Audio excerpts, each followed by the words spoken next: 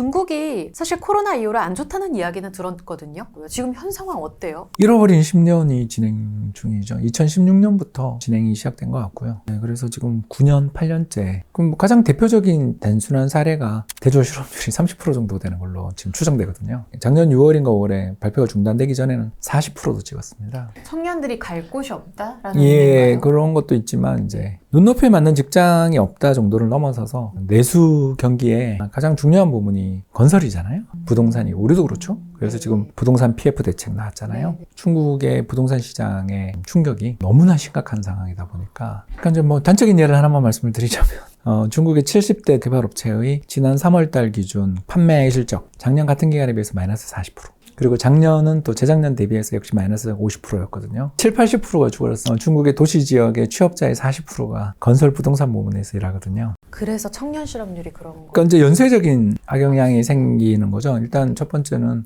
주택 건설도 제대로 안 되고 미분양이 엄청나게 늘어나는 가운데 그쪽에서 고용이 줄었을 거고 도시 호구를 가진 사람들의 주택 보유율이 90%거든요. 네, 우리나라는 56% 정도입니다. 예, 그래서 90% 정도 되니까 그게 재산의 대부분이고 또 부자는 한 채 더 샀거든요. 근데 이제 그게 가격이 이제 신축 주택의 판매 가격 정도를 보면 고점에서 약 20% 정도. 기축 주택 판매 가격은 30% 이상 빠진 걸로 보입니다. 근데 이게 정확한 통계는 아니에요. 왜냐하면 중국은 사실 일선도시 통계나 좀, 그러니까 상해, 북경 이런 도시를 일선도시라고 하는데 네네. 우리로 이야기하면 뭐 광역시 정도까지겠죠. 그런 도시들의 가격은 좀 믿을 수가 있는데 이선도시 뭐 난징이라든가 정저우라든가 이런 데들 또는 삼선도시 가면 뭐 란저우라든가 이런 도시들은 가격이 저게 맞는지 잘 어렵죠. 그래서 전국적인 토지 가격이 어떻게 되는지까지는 저도 잘 모르지만 우리가 2022년에 폭락하고 우리 23년에 바로 반등했는데 중국은 작년에도 빠졌고 올해도 빠지고 있다고 생각하시면 되겠습니다. 북한처럼 된다는 건 아닌데 그럼 왜 중국을 거기다 비유하냐면 네.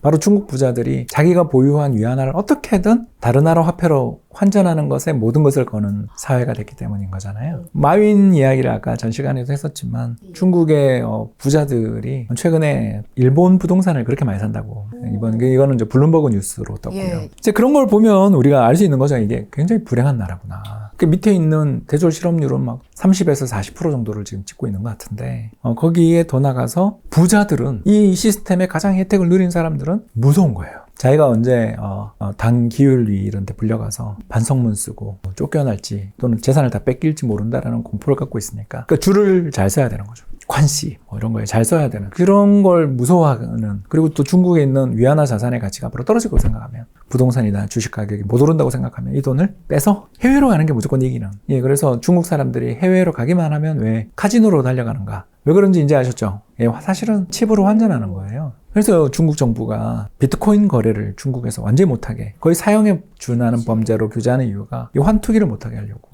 경제 규모는 엄청나게 커져서 구멍은 뚫리는데도 정부가 자신의 리더십, 자신의 통제를 놓지 않으려고 하면 암시장, 블랙마켓이 발전하는 거고 네. 그 블랙마켓 속에서 이제 연쇄적인 어떤 일들이 벌어지는 거잖아요. 그냥 불황이에요. 불황인데 이 불황을 딛고 일어서기에 지금 중국이 좀 정책을 잘못 쓰고 있다. 네. 그래서 부자들이 전부 다 돈을 빼돌리고 그리고 중국 돈의 가치가 앞으로 오를 수 있는가 이렇게 볼 수 있는 거죠. 이전에는 중국 정부 내부 결속력이 워낙 단단하다 보니까 중앙정부 차원에서 부동산, 뭐 경제 살리는 것 어찌 보면 쉬웠잖아요. 그래서 정부 정책, 부양책 나오면 막 주가도 뛰고 그랬었는데 지금은 거의 뭐 손 쓸 수가 없는 분위기인 건가요? 외환을 통제하는 거를 빨리 중단해야 되는데 그걸 잘 못하는 것 같아요. 경기가 나쁘고 부동산이 붕괴됐어요. 공급 과잉에 수요는 약해요. 자, 그런 상황에서 이제 중국 정부가 금리를 내렸죠. 그래서 중국의 예금금리가 지금 1.3%인가 그래요. 자, 근데 미국 예금금리가 얼마죠? 5.5%잖아요. 그러면 여러분이 중국 부자라면 어떤 선택을 하겠어요? 외화예금 가입하고 싶겠죠. 근데 아무나 외화예금 가입 못하게 정부가 막아놓으면 어떡해요? 기업이나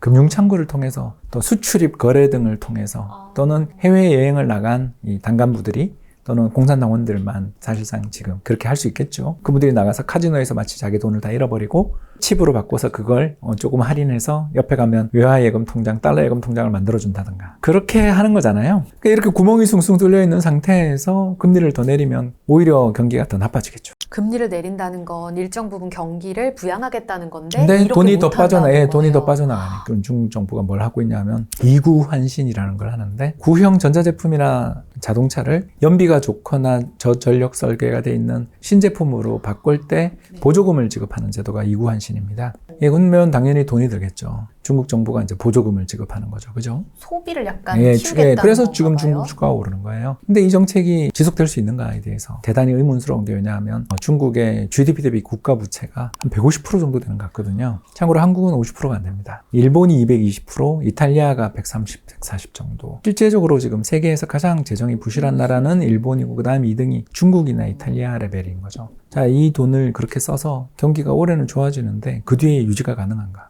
그러니까 이번에 중국 정부가 30년짜리 국채 찍는다 그러잖아요. 그게 다 이런 거죠. 야, 이거 한다고 해서 부동산이 또 오르긴 어려운 게 재정 지출한다고 해서 차 사게 한다고 해서 부동산 가격이 오를까? 안 되잖아요. 그러면 일본이 그렇게 30년 동안 불황에 빠져 있다가 살아난 이유가 뭐냐면 엔저잖아요. 달러에 대한 엔화 환율이 160엔까지 가면서 일본 부동산이 너무 싸지니까 아까 이야기한 것처럼 중국 부자들이 가서 샀잖아요. 그런 것처럼 중국이 엔화를 시장에서 거래되게 자유화시키고 그렇지 않습니까? 시장을 개방해서 이런 또 환투기들 오픈해버리는 거죠. 외환 보유고 믿고. 그러면 어떻게 보면 중국산 저가 공산품들의 경쟁력도 세지고 뭐 이렇게 되면서 해외에서도 돈도 들어오게 자유화해버리면 일본이 했던 아베노믹스처럼 중국도 그거 하면 되거든요. 근데 왜 못하냐? 통제력을 잃기 싫으니까. 그리고 환투기 한 사람들이 더 부자가 될 거 아니에요. 그쵸. 왜냐면 환율이 더 오르니까. 달러를 보유하고 있으니까. 이런 문제들 때문에 못하는 거죠. 그러니 중국 경제가 당장이야 이구환신하고 재정 지출하면 살죠. 근데 그게 오래 지속될 여력이 있는가? 그러니까 2016년부터 시작된 잃어버린 9년의 추세를 돌릴 만한 어떤 반전인가? 아니면 일시적인 반등에 불과한가라고 했을 때는 아무리 봐도 일시적인 반등 같아서 그래서 중국에 대해서 저는 올해는 좋게 봐요. 짚고 가보자면 중국이 잃어버린 9년에서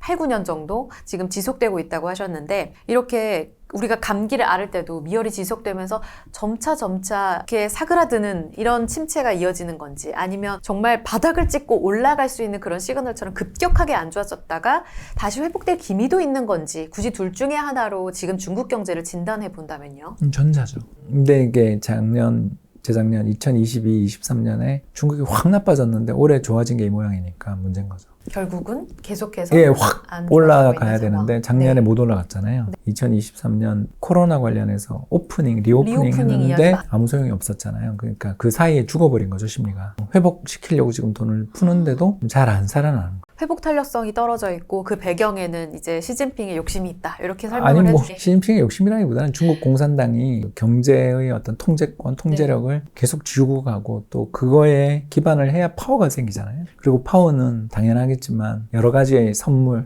프레젠트 시스템이라고 저희들이 부르는데 이제 투명하게 가격이 책정되지 않는 곳에서는 상대의 호의를 사기 위한 선물이 필요한 그런 사회였던 거고 그거가 지금 중국 공산당의 지도자들이나 권력자들은 그 선물의 최종 수혜자들이잖아요. 그걸 자원을 배정할 힘을 갖고 있으니까 이런 사람들이 자신의 그 권력을 좀 놓고 시장을 좀 자유롭게 해야 된다고 생각하는데 이제 그 사람들은 뭘 더 중요하게 생각했냐 하면 불평등을 시정하는 게 더 중요하다. 좀 나라는 어려워져도 평등해지는 게 좋다. 옛날에 그 덩샤오핑 이전에 마오쩌둥 시절에 했던 이야기들이죠. 네. 그러니까 다시 과거로 정책이 회귀한 거죠. 회귀하고 있다. 예, 그래서 좀 경제는 어려워도 도시 지역에 저 부동산 가격이 말이 되냐. 저런 버블은 날려버려야 돼. 그리고 우리는 그런 어려움이 있더라도 좀 견뎌내야 돼. 라며 이제 정신 승리하는 그런 과정이 있는데 그게 뭐 정치적으로는 할 수 있는 선택이잖아요. 그러나 경제적인 관점에서 저는 항상 보니까 이거 이대로 가다가 정말 심리가 죽거나 경제 전체의 물가가 영 못 오르는 그런 상황이 계속 지속되면 일본처럼 저 몇십 년 가는 거 아닌가 이런 걱정을 좀 하게 되는 상황이다. 그래서 아까 아예 그냥 재작년에 더 박살났을 때 확 올려내는 어떤 대규모 개혁을 해버렸으면 좋았을 텐데 안 하고 지금 결국 가장 쉬운 선택지인 재정을 쓰는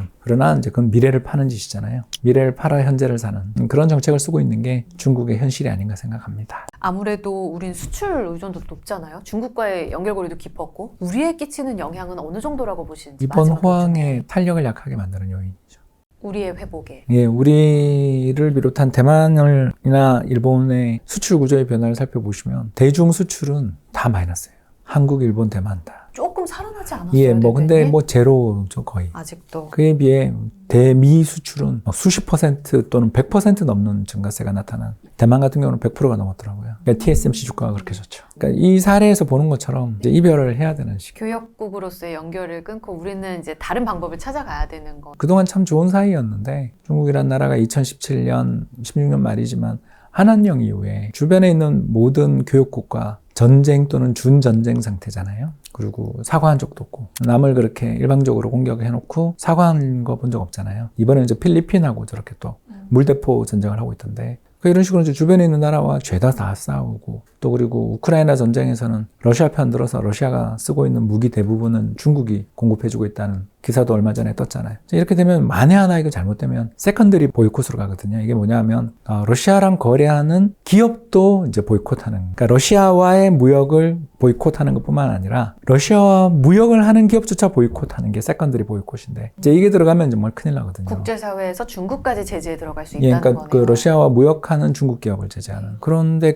안 그런 기업이 있겠어요? 그거까지 가능성이 있다라는 점을 생각하면 왜 이렇게 대중 감정들이 전 세계적으로 다 나빠졌나? 특히 이번에 미국의 퓨 리서치의 대중 우호도 조사 보면 지난 40년 중에 최악이거든요. 전체 미국 사람의 80몇 %가 중국 싫어요로 답했습니다. 우리는 더 높겠죠? 한한령 때 두들겨 맞은 게 기억에 선명하지 않나요? 이런 것들을 보면서 우리는 한국의 적어도 MZ세대들은 중국은 이미 손절했잖아요. 그렇게 된 상황에서 중국이 그걸 좀 사과하고 다시 복구를 했으면 좋은 기회가 왔었잖아요. 얼마 전에 트럼프랑 그렇게 중국이 힘들고 그럴 때 중국이 주변에 있는 나라들한테 그동안 미안했다. 그때 내가 잘못했고 앞으로 잘 지내보자 하면서 우군을 늘리는 정책으로 가서 미국을 고립시키던가 했어야 되는데 지금 바뀌는 게 하나도 없잖아요. 더군다나 얼마 전에는 인도랑 그 피비린내 나는 난투국까지 카슈미르에서 있었고요. 수백 명이 죽거나 다쳤습니다. 거의 준전쟁 상태예요. 그리고 이번엔 필리핀 해양경비대한테 물대포 쏘는 거 한번 보셨어야 되는데 그 철판이 우러들더라고요. 이런 걸 보면 다른 나라와 또는 경제를 발전시키는 거가 우선이 아니고 그 내부의 국민들의 어떤 정부에 대한 감정 또는 정부가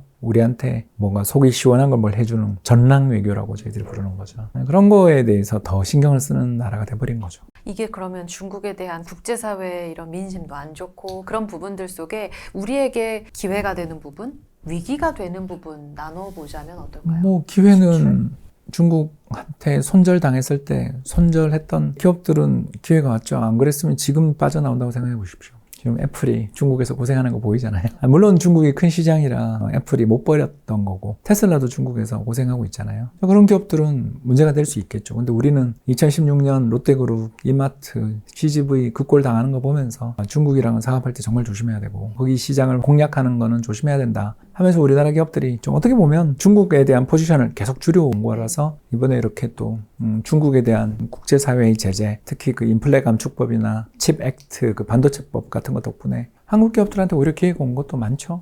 뭐 당장 화웨이 몰락하는 과정에서 삼성전자 스마트폰이 세계 1위를 다시 찾았잖아요. 점유율도 오르고 또 애플이 중국에서 두들겨 맞으면서 애플도 지금 점유율 격차가 지난 분기는 벌어졌죠. 세상 만사 좋은 것만 있는 건 아니고 일장일단이 있고 양면이 있다, 야누스적이다. 그런 부분들을 염두에 두시면 좋겠습니다.